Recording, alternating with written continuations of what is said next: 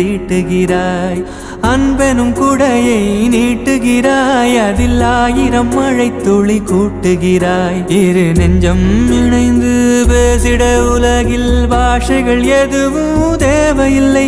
சிறு புல்லில் உறங்கும் பனியில் தெரியும் மலையின் அழகோ தாங்கவில்லை. குந்தன் கைகள் பிடித்து போகும் வழி அது போதவில்லை, இன்னும் வேண்டுமடி. இந்த மண்ணில் இது போல் யாரும் இங்கே எங்கும் வாழவில்லை என்று தோன்றுதடி. முத்தம் கொடுத்தா யாராவது அழுவாங்களான்னு கலகலப்பாக பேசிய திருமாவளவன். சிதம்பரம் நாடாளுமன்ற உறுப்பினரும் விடுதலை சிறுத்தைகள் கட்சி தலைவருமான தொல் திருமாவளவன் அவர்கள் திருப்பரங்குன்றம் அருள்மிகு சுப்பிரமணிய சுவாமி திருக்கோவில்ல சாமி தரிசனம் பண்ணியிருக்காரு.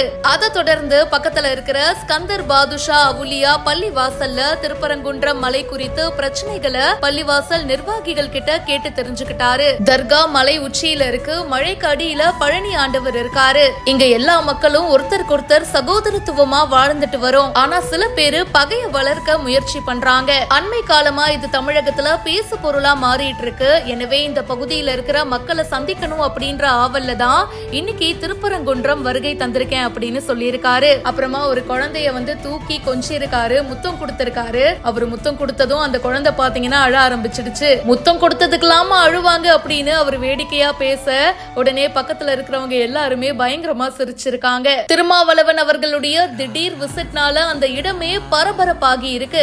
இந்த வீடியோ பத்தின உங்களுடைய கருத்துக்களை கமெண்ட் செக்ஷன்ல சொல்லுங்க. மேலும் பல செய்திகளுக்கு இப்பவே பிஹைண்ட் ரூட்ஸை ஃபாலோ பண்ணுங்க.